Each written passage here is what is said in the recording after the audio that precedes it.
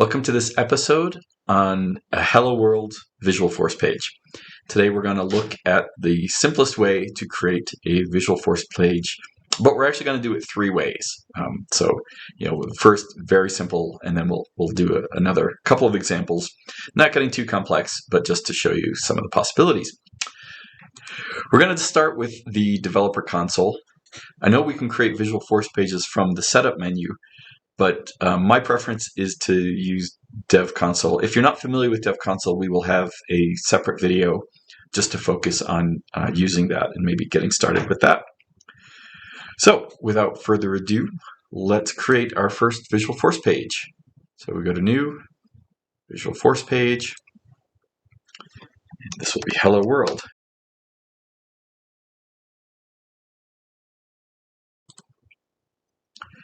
And all they give us for a template is the page open and close. We will stick in here between the opening and closing page brackets. We will you can do in any HTML, and there's lots of Salesforce specific tags we can use. Since this is a Hello World, we're not going to do a deep dive into those things. But just be aware.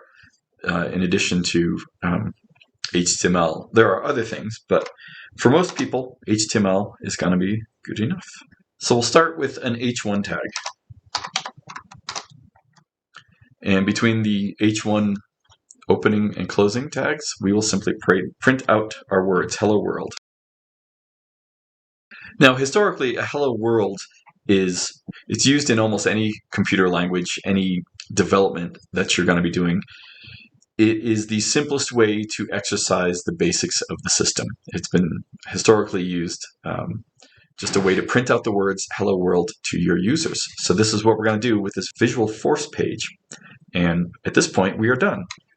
And from here, we can go and take a look at it. So here in Setup, under Visualforce pages, which you can get here,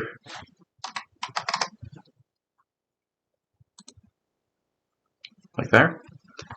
Now we can see the Hello World that we created is available. We can click on this link to do a preview of it. And there it is. We've got this magnified quite a bit, and that's why the words are so large.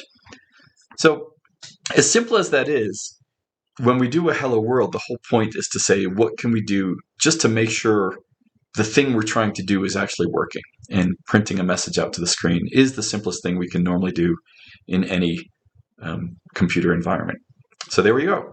This is a very simple yet real Visualforce page. Another thing to notice is we could have simply typed out up at the top of the URL apex/ and then the Visualforce name. And we get the same thing. So that's a shortcut for viewing your Visualforce pages. Next, we're going to look at a slightly more complex version of Hello World. We're going to create a Visualforce page with an Apex controller. This channel is all about Apex programming, so it makes sense that we would at least show this. So very similar. We do a new Visualforce page.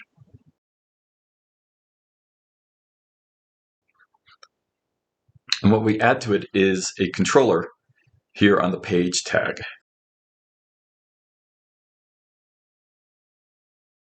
And when we save this, we get an error because this class does not exist yet. So let's create that class.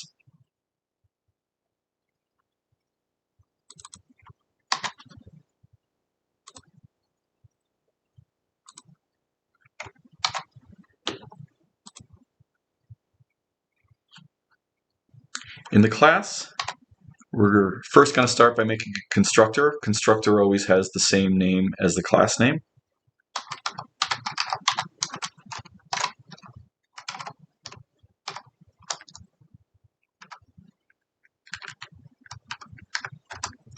And we will also make a data member that we're going to make public and create it with a getter and setter. So we have a public member called message. It's of type string. The get and set are here so that we can get means we can read information from it, and set means we can write information to it. And we will utilize that in our constructor.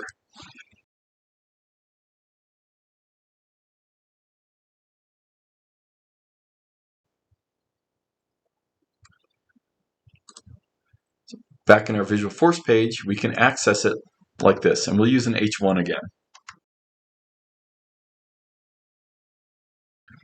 So this is the syntax for accessing things that the page has access to. In this case, it's going to be reading it right off of the controller.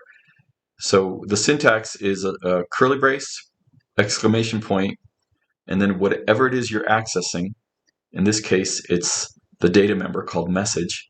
And then we close the curly brace. This curly brace syntax is how we go between the page and anything else that's behind it. In this case, what's behind it is Apex. So to launch this, we can refresh here on our Visualforce page. List.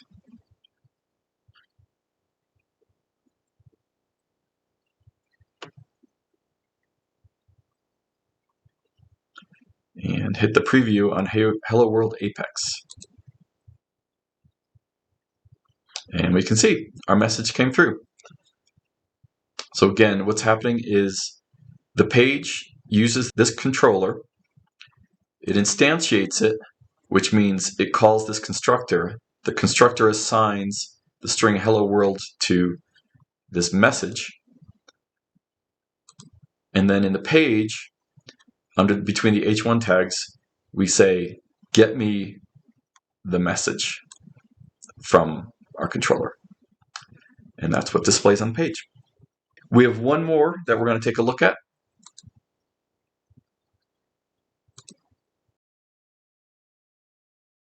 Hello World Standard. And here we're going to illustrate how to use a standard controller. In addition to having a page be able to be backed by Apex, it can actually be backed by any object in the Salesforce system. So if we set the standard controller to account, we can have this read from an account object.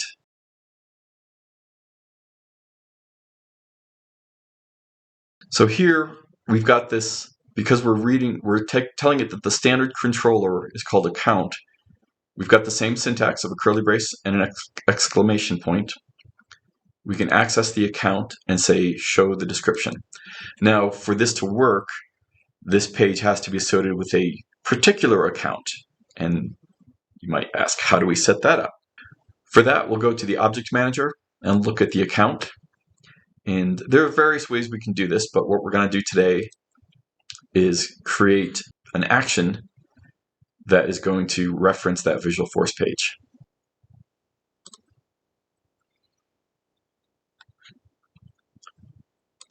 And the action type is going to be custom Visualforce.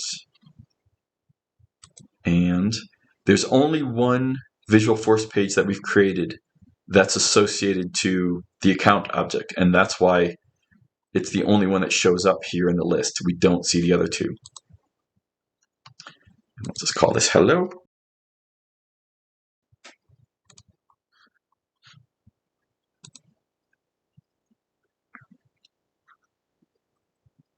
And once we've created an action, we can't see it until we put it to a page layout. So let's update our page layout.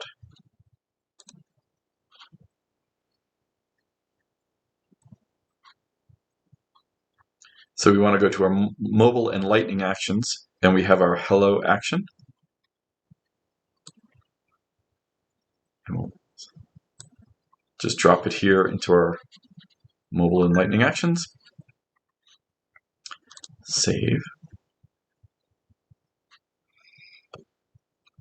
And now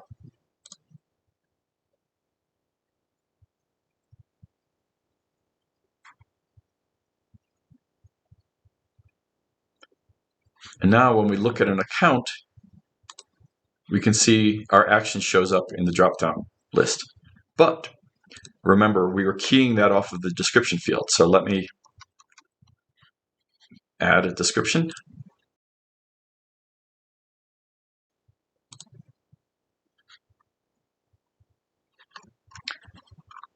Now when we invoke that action, it's going to reference that Visualforce page,